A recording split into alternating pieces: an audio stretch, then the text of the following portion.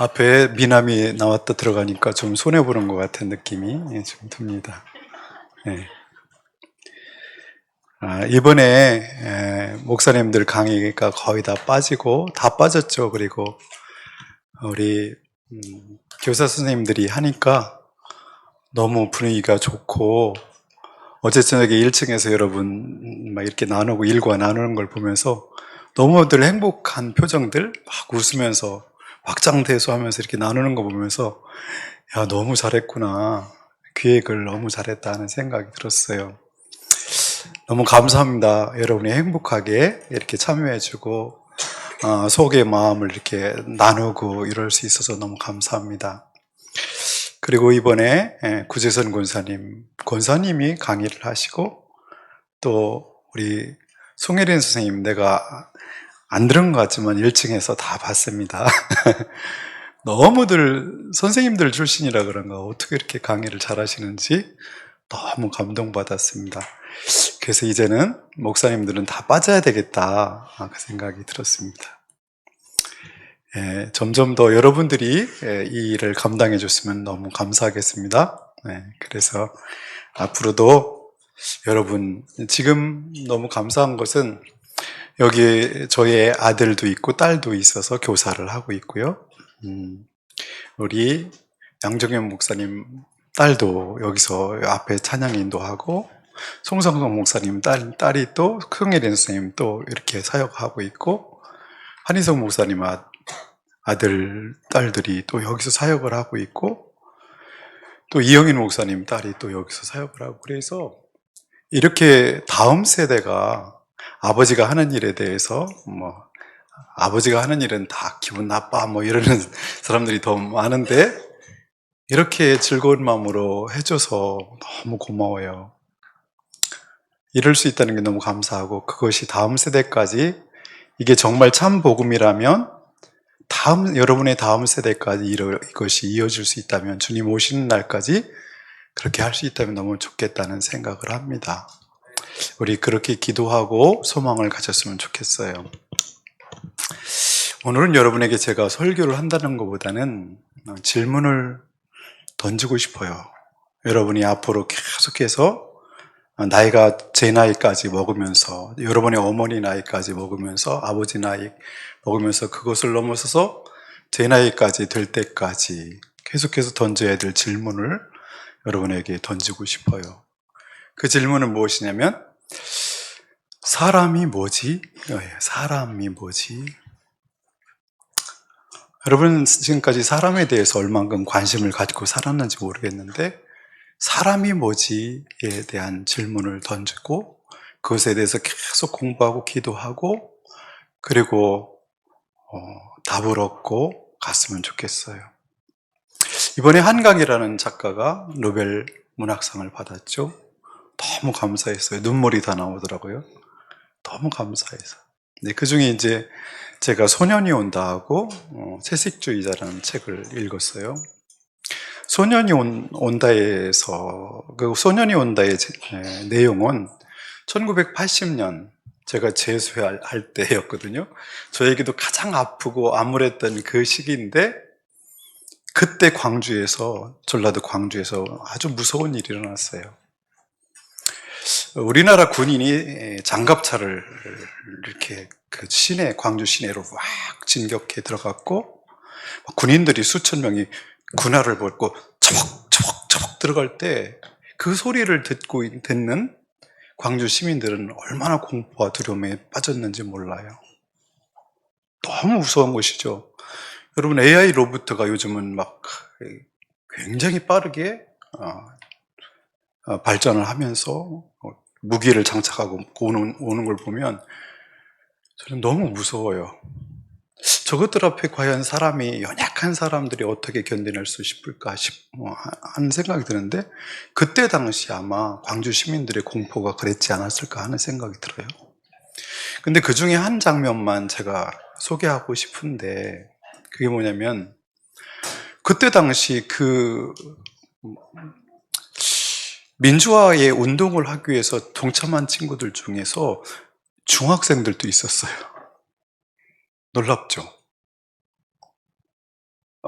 고등학생 형들이, 대학생 형들이 너희는 집에 가 그런데도 얘들이 집에 안 가고 거기 남아서 끝까지 시체를 막 돌보는 일을 하고 사람들이 빵을 나눠주는 일을 하고, 그러면서 나중에는 어떤 일이 있었냐면 거기서 상대방이 막 장갑차를 들여오고 아주 최신형 무기를 가지고 오니까 조금이라도 어떻게 대항해보고 싶어서 한 것이 뭐냐면, 총이 없잖아요. 칼로 총 가지고 오는 사람들한테 대나무로 싸울 수는 없잖아요. 몽둥이로 싸울 수는 없잖아요. 그래서 그 사람들이 가서 무기를 찾은 것이 뭐냐면, 예비군 훈련소에 있는 아주 연습용 낡은 오래된 총을 갖고 온 거예요. 근데 막상 어떤 이제 큰 건물이 2층에서 이렇게 숨어서 있다가 계속해서 항전을 하고 어떻게든지 해보려고 하고 있는데, 이제 계엄군이 그 건물에 와서 이 친구들이 있는 건물로 올라오는 거죠.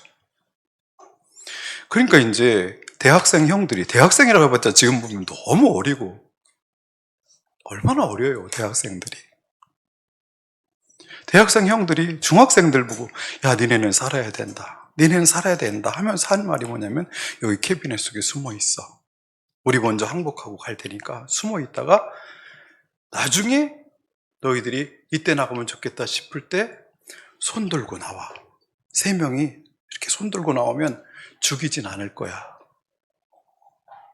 이 사람들은 이제 막상 막 군인들이 올라오는데 총을 장전하고 있는데, 사람을 보고 이 사람들은, 이 학생들은 쏠 수가 없었어요.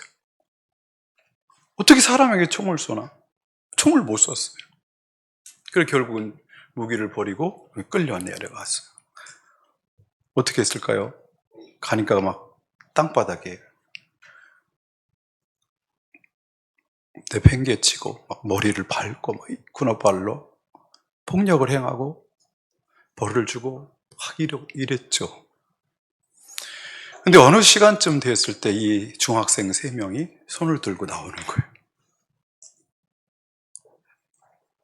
그러면 이제 형들은 살 수 있다라고 했으니까 살려고 그러고 이제 손을 들고 나오는데, 거기 있는 군인들이 어떻게 했을 것 같아요?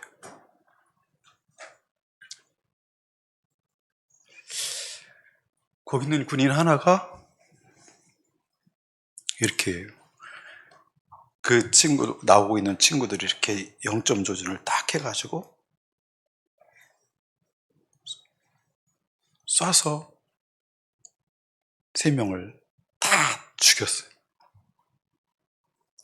어린 중학생들을 그렇게 군인이 죽였는데, 그 군인이 이 아이들을 죽이면서 하는 말이 너무 무서워요. 그게 뭐냐면, 이 빨갱이 새끼들, 내가 베트남에 가서 그 빨갱이들을 30명이나 죽였어. 이것들아, 너희 빨갱이들은 살 가치가 없어. 죽어야 돼. 다 죽여버려야 돼. 너희들은 사회의 악이야. 그러면서 죽여요. 여러분, 사람이 무엇인 것 같아요? 그 어린아이를 총을 쏴서 죽이는 이 사람이 도대체 어떤 존재일까 하는 생각이 들지 않아요? 인간이란 도대체 어떤 존재이기 때문에 그렇게 사람을, 어린 학생을 죽이면서 그렇게 심하고 독한 말을 내뱉으면서 그렇게 죽일 수 있을까 하는 것이죠. 너무 무섭죠. 그러면서 그 생각이 들었어요. 이 친구가 월남전에 가기 전에, 월남 참전하기 전에 집에서 어떤 아들이었을까? 이 사람의 어머니는 어떤 삶이었을까를 생각하면 더 마음이 슬프고 마음이 아팠어요. 여러분, 사람은 도대체 어떤 존재일까요? 사람이 죽일 수 있는 이런 사람이란 존재는 도대체 어떤 존재일까요? 하는 의문이 요즘 계속 저를 괴롭힙니다. 사람은 도대체 어떤 존재일까? 계속해서 이 질문이 저를 힘들게 하고 있습니다. 근데 한강의 작가가 또 쓴 채식주의자라는 소설에서는 몽구반정과 그 뒤에 이루어지는 3가지 소설이 한 책에 있잖아요. 거기서는 이런 걸 다뤄요. 어렸을 때 거기 나온 주인공이 아버지가 개를 잡는 걸 봤어요. 집에서 키우는 개를 잡는데 뭐 하려고 잡죠?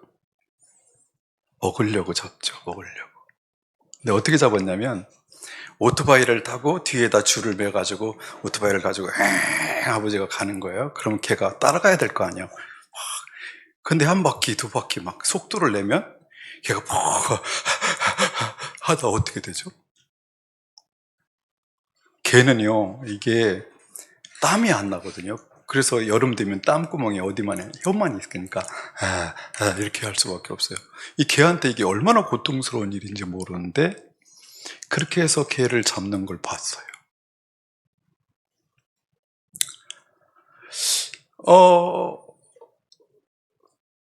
소년이 온다라는 책에서는 국가적인 어떤 기관의 폭력성을 다뤘다면 채식주의자는 한 인간과 개인이 사랑이라는 이름으로 폭력을 행하는 것에 대해서 그걸 다뤄요. 인간 속에 있는 그 폭력성과 무서움을 다루고 있어요. 그래서 결국은 이 사람은 사람에게서 도망가고 싶어 해요. 사람에게서. 여러분 사람에게서 도망가고 싶은 적 있어요? 우리 목사님들 중에서 어떤 분은 이런 얘기를 해요. 아이고 사람들하고 목회하는 거 너무 힘들어. 나 지리산으로 갈게요. 지리산 가서 곰한테 설교할래. 곰한테. 토끼한테 설교할래 나. 막 이런 목사님 있어요.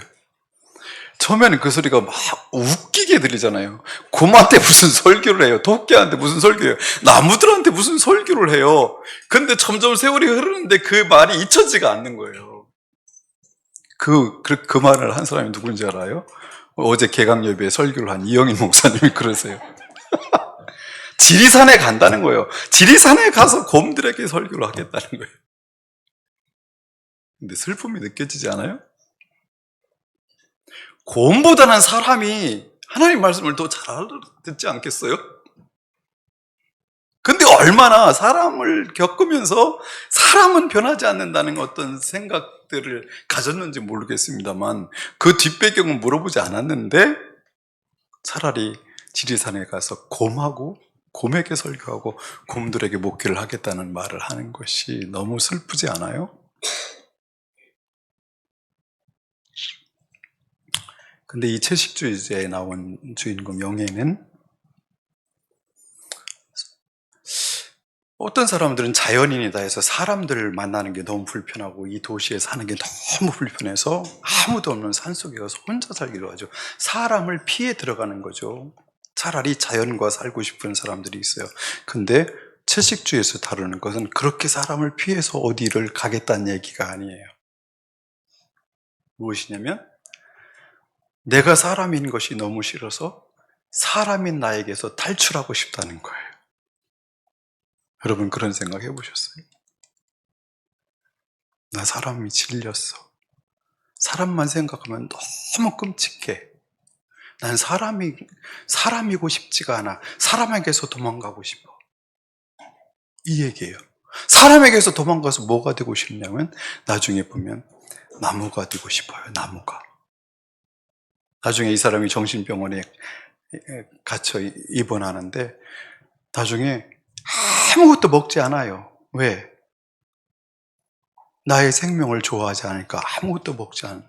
근데 이상한 행동을 하는데 그게 뭐냐면 이 벽에서 물구나무를 서 있는 거예요. 발을 높이들 물구나무를 쓰는 거예요. 그러면서 뭐라고 하네요? 나에게 뿌리가 나고 있어. 뿌리가 나고 있어.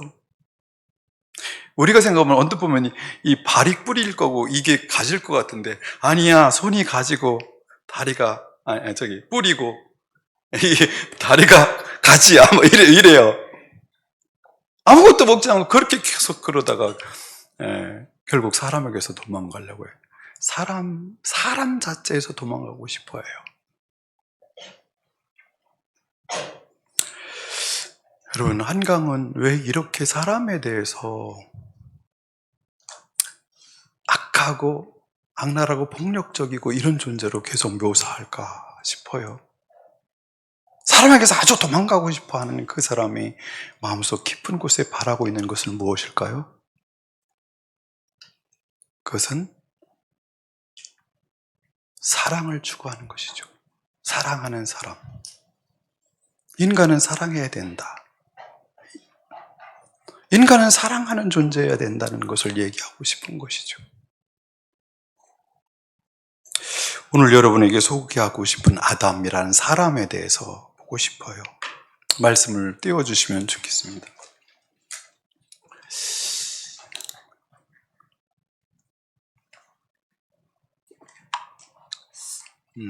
제가 한 절 읽고 여러분이 한 절 읽고 한번 같이 읽어보겠습니다. 아담이 자기 아내 하와와 동침하니 아내가 임신하여 가인을 낳았다. 하와가 말하였다. 주님의 도우심으로 내가 남자 아이를 얻었다.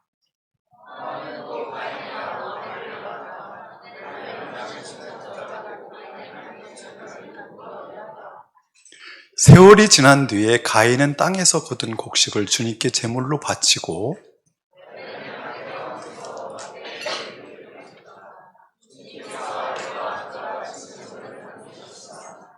가인과 그가 바친 제물은 반기지 않으셨다. 그래서 가인은 몹시 화가 나서 얼굴빛이 달라졌다.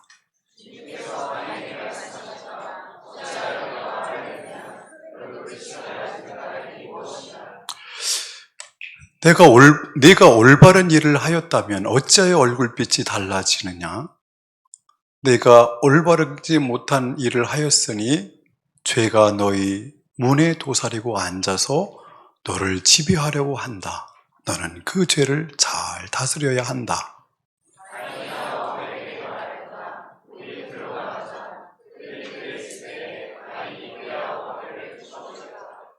주님께서 가인에게 물으셨다. 너희 아우 아벨이 어디 있느냐? 그가 대답하였다. 모릅니다. 제가 아우를 지키는 사람입니까?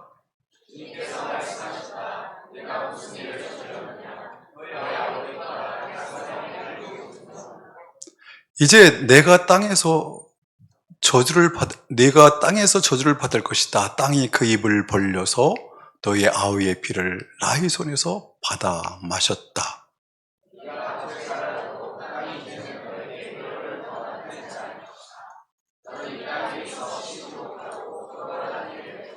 같이요. 가인이 주인의 말씀드렸다. 이 형벌은 제가 짊어지기에 너무 무겁습니다. 네, 1절로 한번 올려서 보여주실래요? 여기 참 너무 놀라운 표현이 있어요. 가인이 아내가 임신하여 가인을 낳았다. 하와가 말했다. 한 말이 너무 놀라워요. 주님의 도우심으로 내가 남자아이를 얻었다. 그래요. 이 말이 무슨 말이냐면 아담을 누가 낳았죠? 하나님이 낳으셨죠? 그런데 하나님 낳으실 아담을 하와가 하나님이 낳으신 아담을 주님이 도와주셔서 내가 낳았네? 이 말이에요. 놀랍죠? 내가 아담을 낳았어. 남자아이를 낳았단 말이 내가 아담을 낳았어. 하나님이 아담을 낳으시는데 내가 아담을 낳았어. 주님이 도와주시니까 내가 아담을 낳았네? 그렇게 말해요. 사람이 이 땅에서 할 수 있는 가장 위대하고 놀라운 일은 제가 아무리 생각해도 아이를 낳아 기르는 거라고 저는 생각해요. 그보다 위대한 일은 없어요. 그보다 더 위대한 일이 있으면 여러분 나한테 말해주세요. 아니 그럴 수가 없습니다 하고 저한테 와서 따져도 좋아요. 더 이보다 엄청나고 위대한 일이 있다면 저한테 와서 말해보세요. 저는 하나님께서 가장 존귀하게 이 땅에 하신 일 중에 하나가 사람을 낳는 일인데, 이 땅에 지으신 것인데, 그 일을 지금 아담과 하와가 주님의 도움을 받아서 하나님께서 하신 그 일을 했어요.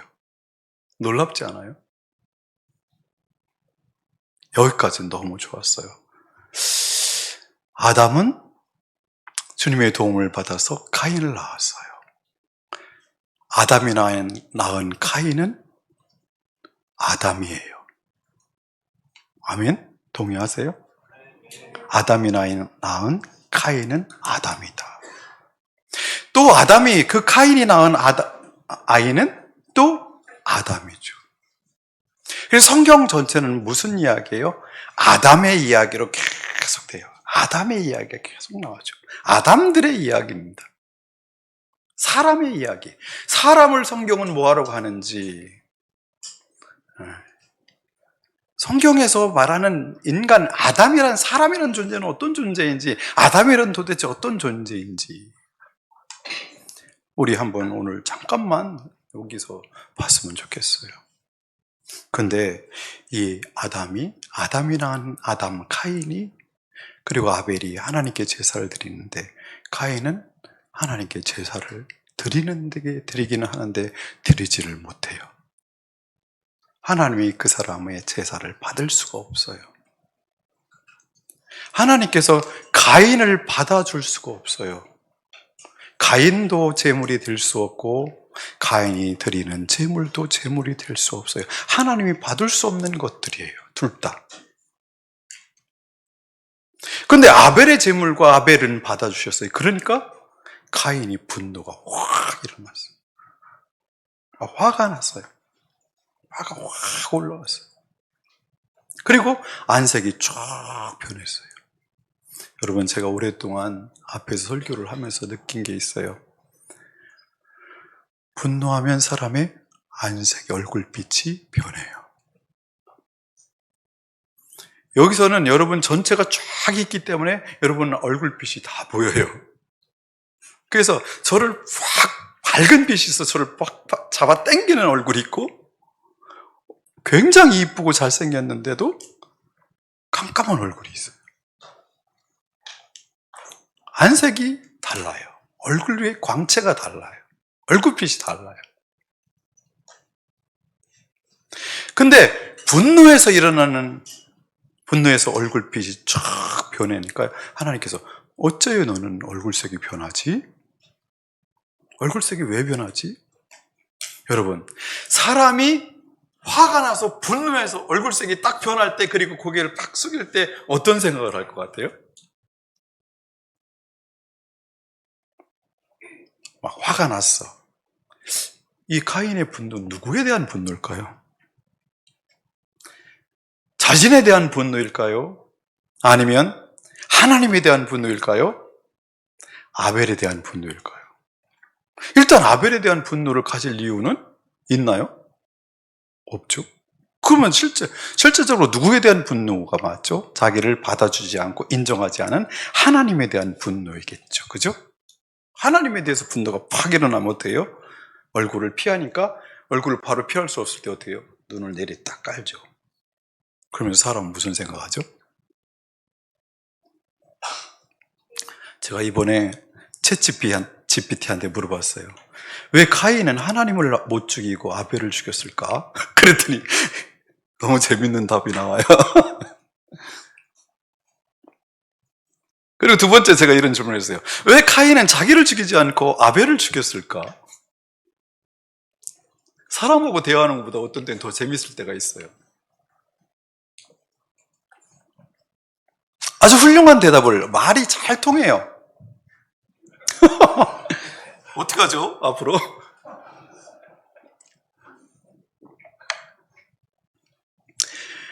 아마 카인이 힘이 있었다면 누구를 죽였을까요? 하나님을 죽였겠죠. 사람은 분노하면서 얼굴 안색이 딱 변하면서 무슨 생각을 해요? 저를 죽여버릴까? 딱 생각해.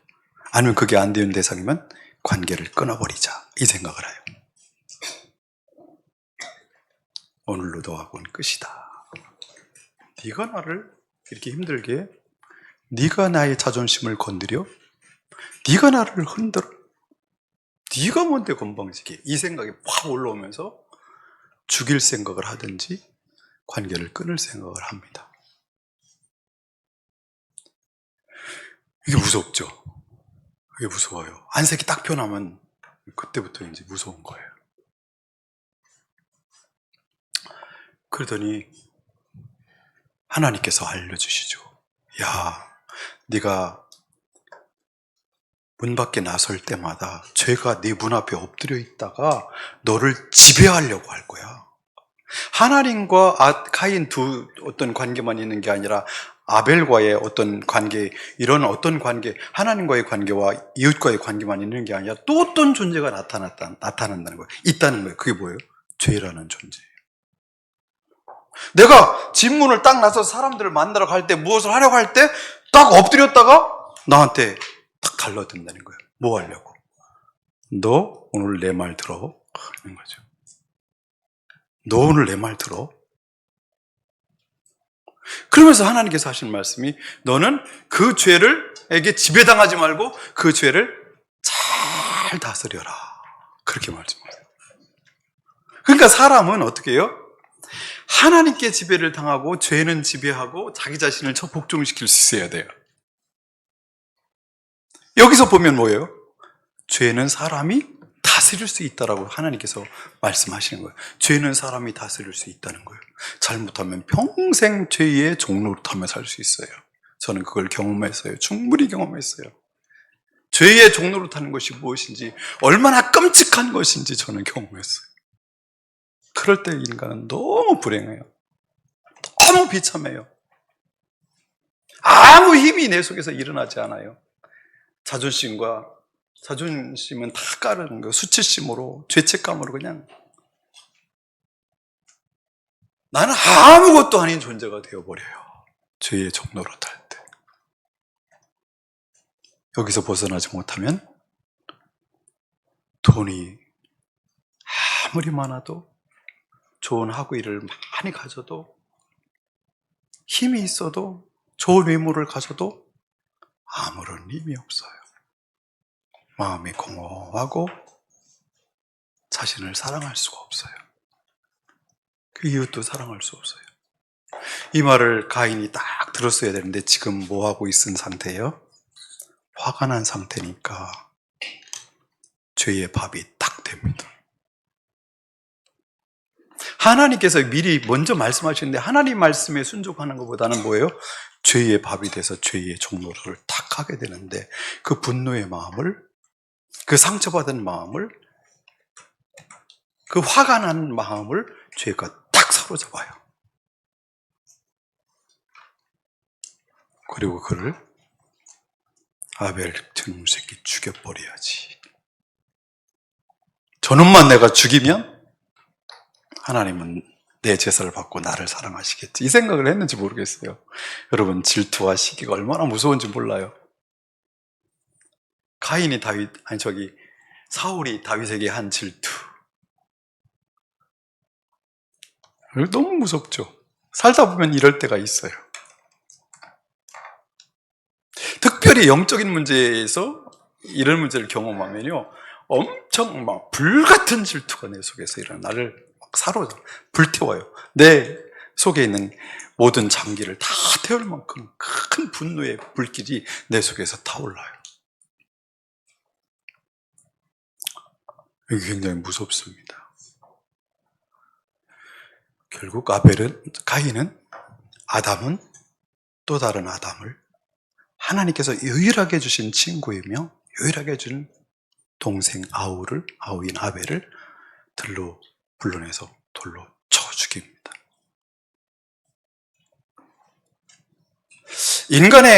사람의 잔악성은, 이 폭력성은, 사람을 죽이고 싶은 그 살인자의 마음은 이때부터 시작되는데, 그때부터 깜짝 놀라죠. 사람은 사람을 죽이네? 아마 가인에게 있어서 가장 큰 선물은 어머니보다도 더 큰 선물은 앞으로 같이 살아갈 누굴까요? 아벨일 수 있죠. 근데 그걸 분별하지 못하고 아벨을 죽여요. 뭐 때문에 죽였죠? 가만히 따져보면 이유가 없어. 그죠? 죽일 이유가 없어. 그렇게 해서 아벨을 죽였습니다. 그때 하나님께서 찾아오셔서 묻는 이 질문이 참 놀랍습니다. 너희 아우 아벨이 어디 있느냐?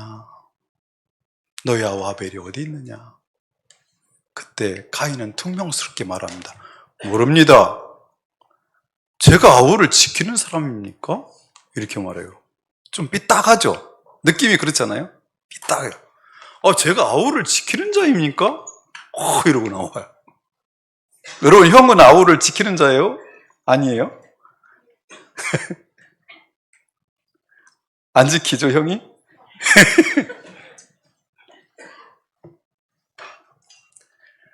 형은 아우를 지키는 자야 된다고. 내가 동생을 지켜야 됩니까? 내가 보호해야 됩니까? 이렇게 말하는 거죠. 하나님이 모르실까요? 여러분, 그 죄는, 그 피는, 그에게서 흘려진 피는 땅을 더럽히고 그 땅은 카인에게 응답하고 그럽니다. 사람은 화내는 존재예요. 분노하는 존재예요. 조금만, 여러분 여기서 제일 착하고 좋은 사람 있으면 제가 그 본질을 드러낼 수 있으니까 한번 저한테 와보세요. 별거 아니에요. 엄청 착하게 생겼는데 그 사람이 딱 보면서 속에 어떤 약점이 있는 것 같은 걸 그거 한두 가지만 툭 찍어 넓으면 확 분노합니다. 본질이 탁 드러납니다. 어른들은 두 가지로 분노시킬 수 있어요. 그 어머니의 자식들, 아버지의 자식을 건들면 확 돌아버립니다. 본질이 탁 드러납니다. 맹수에게서 자식을 지키려는 막 하는 것처럼 막 화가 막 납니다. 지금까지 나와의 관계가 어떤 거 아무 관계 없어요. 확 돌아버립니다. 두 번째는 돈입니다. 평상시 엄청 좋은 사람 같은데 이 두 가지를 건든다든지 아니면 그 사람이 가지고 있는 약점을 그대로 있는 그대로 탁 지적해주면 있는 그대로 모습으로 사랑해주고 받아줄 때는 너무 좋아하지만 그걸 건들기만 하면 확 뒤집어집니다. 여러분 무엇을 건들면 그럴까요? 보통 사람은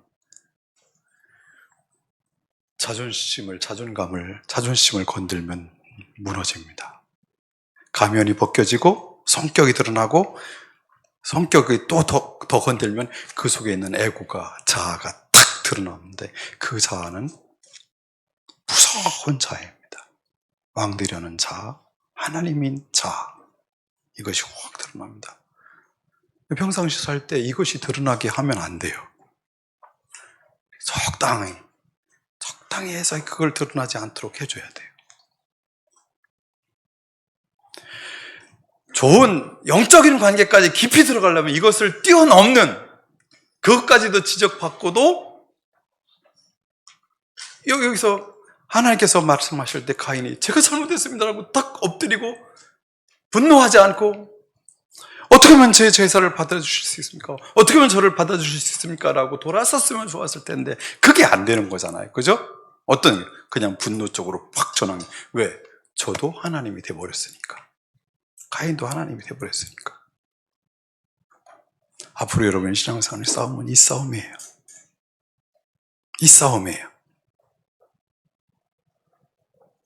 이걸 건들 때 정말 내가 존경하는 목사님이 내가 정말 그분의 제자로 살겠다고 결단하는데 내 속에 있는 그런 것들을 쿡쿡 찔른다든지 쿡쿡 드러낼 때 여러분이 네, 아멘 하고 분노가 일어날 때 그걸 이겨내고 기도하면서 변화되지 않으면 나이가 30, 50, 60, 70 먹어도 그 상태로 그대로 살아요. 성장하지 않아요. 안 변합니다. 안 변해요. 근데 이 사람이 낳은 아들 중에 23절에 보면 제가 읽어드릴게요. 라멕이라는 사람이 등장해요. 라멕이 자기 아내들에게 말하였다. 이다와 실라는 내 말을 들어라. 람에게 아내들은 내가 말할 때에 귀를 기울여라. 나에게 상처를 입힌 남자를 내가 죽였다. 나를 상하게 한 젊은 남자를 내가 죽였다. 카인은 어떤 이유로서 죽였는지 우리가 짐작은 가지만 어떻게 해요? 다음에 라멕은 카인보다 좀 더 심했는데 어떻게 해요? 나한테 조그만 상처를 내봐. 내가 너 죽여버릴 거야. 그게 이제 외적인 상처일 수도 있지만 어떻게 해요? 내 자존심을 건든다든지 조금만 건드리면 내가 가만 안 둬. 다 죽여버릴 거야. 이렇게 말하는 독한 사람으로 점점 더 아담은 변해가요. 건들면 안 돼. 조금 더 건들면 안 돼. 이게 변해가요. 그래가지고 하나님께서 6장 13절에 이렇게 말씀하셨어요. 하나님이 노아에게 말씀하셨다. 땅은 사람들 때문에 무업천지가 되었고 그 끝날이 이르렀으니 내가 반드시 사람과 땅을 함께 멸하겠다. 땅이 뭐 때문에 무업천지가 됐어요? 사람 때문에. 땅은 사람 때문에 아름다운 동산이 되어야 되는데, 에덴이 되어야 되는데, 하나님의 정원으로 사람들이 가꿔야 되는데, 사람들 때문에 세상은 무업천지가 되고 살 수 없는 세상이 되어버렸다. 여러분 오늘 오후에 그 작업을 했잖아요. 하나님을 떠난 사람들이 어떤 세상을 만들었는지 그 작업을 여러분이 하셨죠, 조별로. 이게 사람 때문에 일어난 일이라고 주님은 그걸 지적하십니다.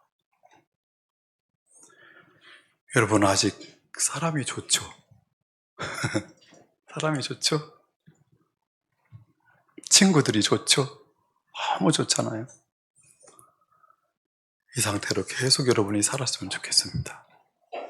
계속 그렇게 사람을 사랑하고 사람을 좋아하고 사람에서 도망가고 싶지 않고 나는 사람의 길을 이루는 게 너무 싫어. 나는 바위가 되고 싶어. 나는 꽃이 되고 싶어. 나는 나무가 되고 싶어. 나는 바람이 되고 싶어. 나이가 먹다 보면 어느새 사람에게 실망해서 그런 말을 하게 될 때가 있어요. 나는 바위가 되고 싶어. 나는 한 송이 꽃이 되고 싶어. 흔적도 없이 사라졌으면 좋겠어. 바람이 되었으면 좋겠어. 사람이 싫어. 내가 싫어.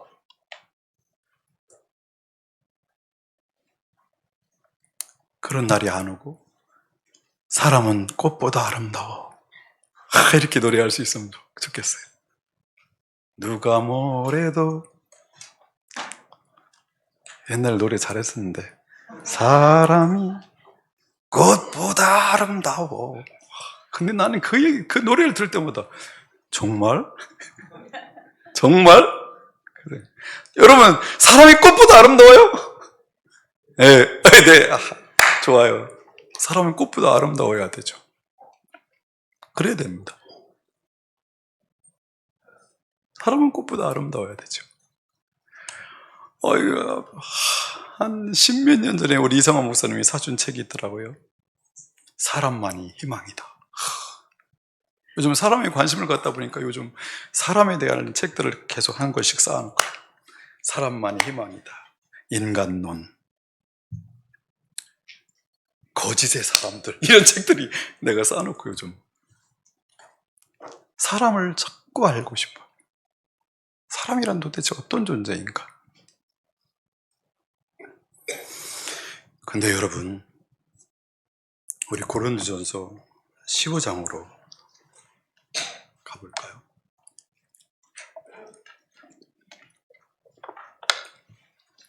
(45절부터) (47절까지) 한번 같이 읽어보실래요? 성경에 첫사람 아담은 산영이 되었다고 기록한 바와 같이 마지막 아담은 생명을 주시는 영이 되셨습니다. 그러나 신령한 것이 먼저가 아닙니다. 자연적인 것이 먼저요. 그 다음이 신령한 것입니다. 첫사람은 땅에서 났으므로 흙으로 되어 있지만 둘째 사람은 하늘에서 났습니다. 여기서 둘째 쌈이라면 단어가 47절에 뜨네요. 첫사람은 여러분 누구죠? 아담이죠. 아담이 낳은 아담, 아담이 낳은 아담, 아담이 낳은 카인, 카인 낳은 이렇게 아담을 말하죠. 근데 여기서 둘째 사람이 뜨는데 이 둘째 사람은 누굴까요? 네? 예수님? 와, 여기 어린이들이 예수님이라고 답을 했어요. 놀랍죠? 근데 여러분, 아담이 태어나고 예수님을 둘째 사람이라는데 예수님과 아담 사이에 사람이 없었어요? 사람이 그렇게 많은데 왜 예수님이 둘째 사람이죠? 45절을 보면 첫사람 아담이 있고 마지막 사람 아담이라고 그래요. 마지막 아담은 누구를 말하면 예수님을 말해요. 왜? 예수님 이후에 아담이 안 태어났어요? 사람이 안 태어났어요? 계속 사람이 태어나는데 왜 마지막 아담이라고 예수님을? 왜 예수님을 둘째 사람이라고 하죠?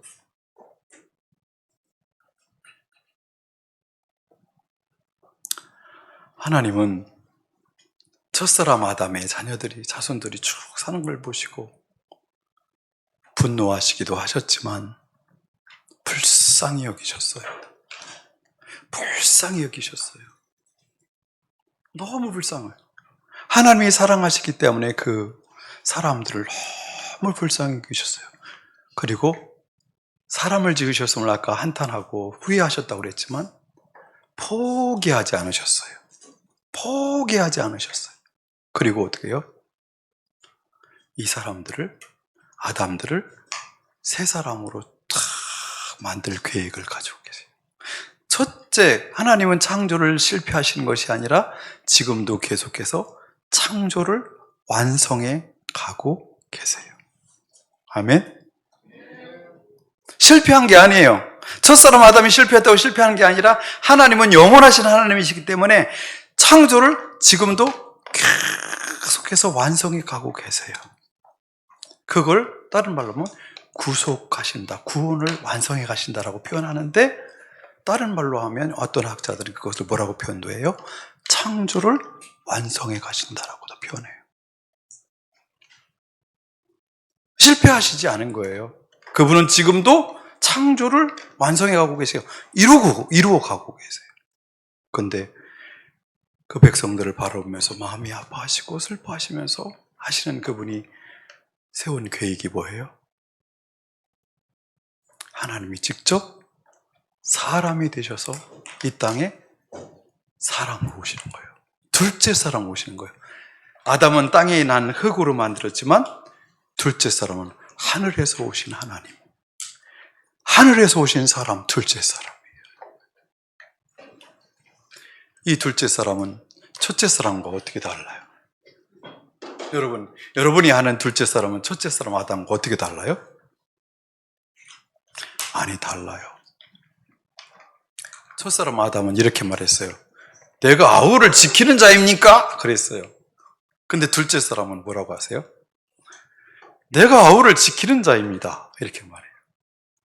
내가 아우를 살리기 위해서 첫째 사람은 아우를 죽였는데 자기가 살려고, 둘째 사람은 어떻게 해요? 아우를 살리기 위해서 자기가 죽어요. 다르죠? 첫째 사람과 둘째 사람은 그렇게 달라요. 첫째 사람은 자기가 살려고 아우를 죽이는데, 둘째 사람은 아우를 살리기 위해서 자기를 십자가에 못 박혀 죽이세요. 첫째 사람과 완전히 다른 사람, 땅에서 난 자와는 완전히 차원이 다른 두 번째 사람이 이 땅에 오셨어요. 그분이 우리들이 알다시피 누구시죠? 예수 그리스도. 이분이 이 땅에 왜 오셨어요? 첫째 사람을 둘째 사람처럼 만드시려고. 그래서 아버지가 계신 곳으로 그 첫째 사람들을 전부 둘째 사람 만드셔서 아버지 집으로 데리고 가려고 오셨어요.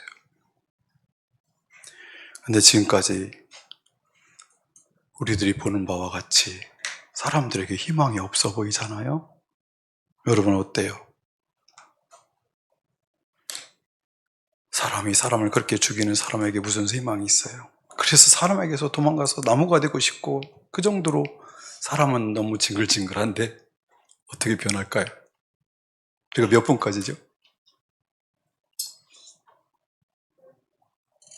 다 됐어요? 시간이? 네, 그러면 금방 끝낼 수 있어요.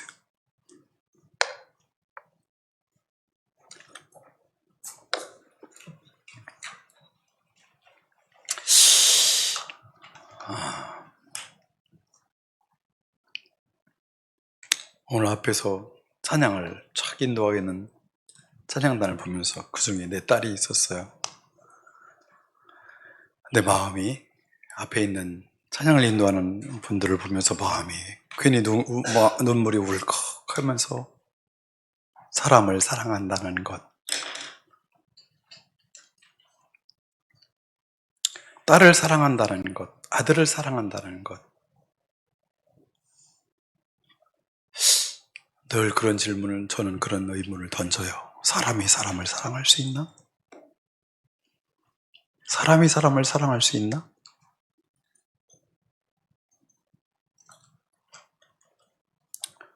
내 예수님께서 우리 안에 오셨어요. 둘째 사람이 우리 안에 오셨어요. 아멘? 둘째 사람이 우리는 둘째 사람을 영접했고, 둘째 사람이 우리에게 오셨어요.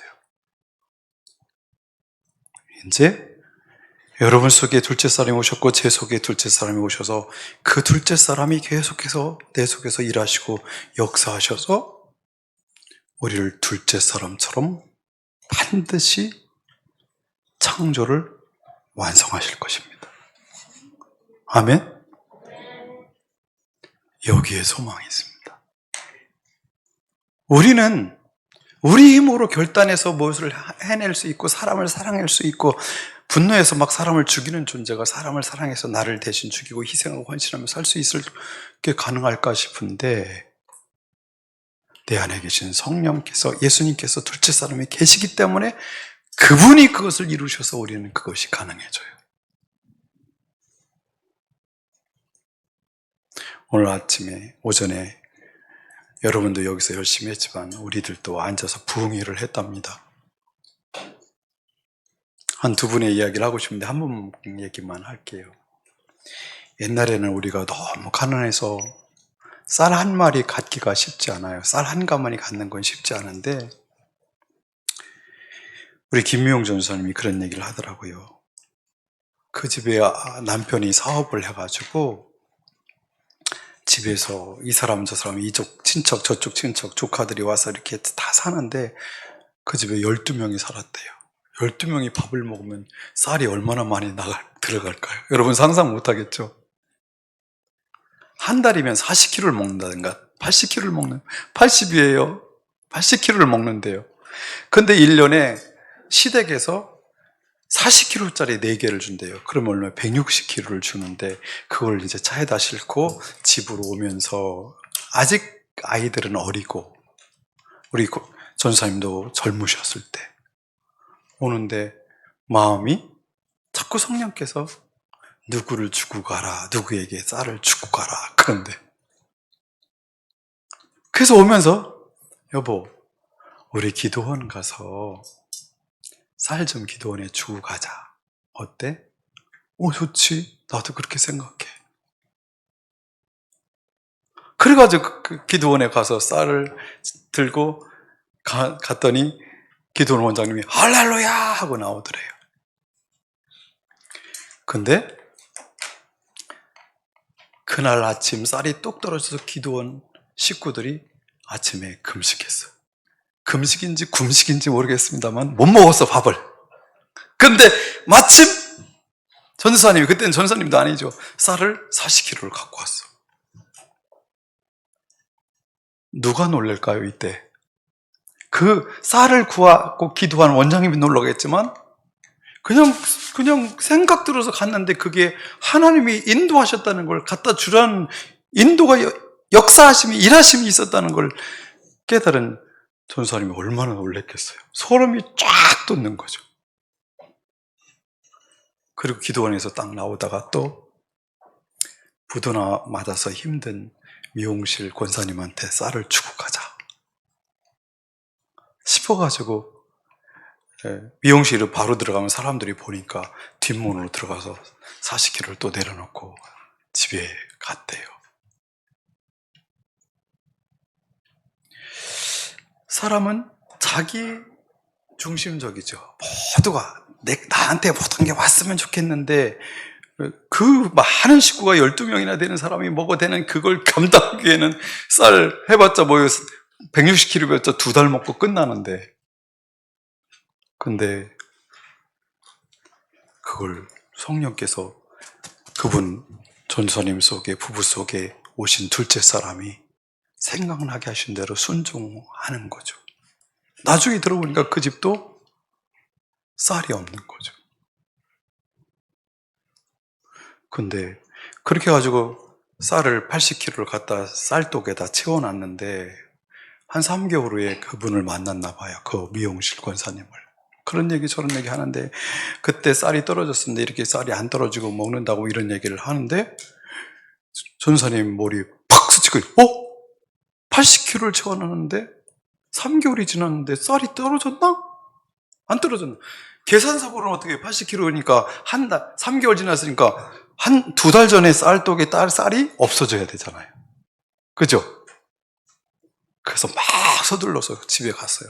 쌀독을 탁 봤더니 쌀이 있었을까요? 없었을까요? 벌써 2달 전에 떨어져야 되는데 아직 3분의 1이 남은 거야. 이거 뭐라고 여러분 설명할까요? 전사님이 거짓말장이다, 뻥이다. 전주 서북교회 전사님은 참 뻥쟁이다, 거짓말쟁이다, 이래야 되나? 어떻게 해야 돼요?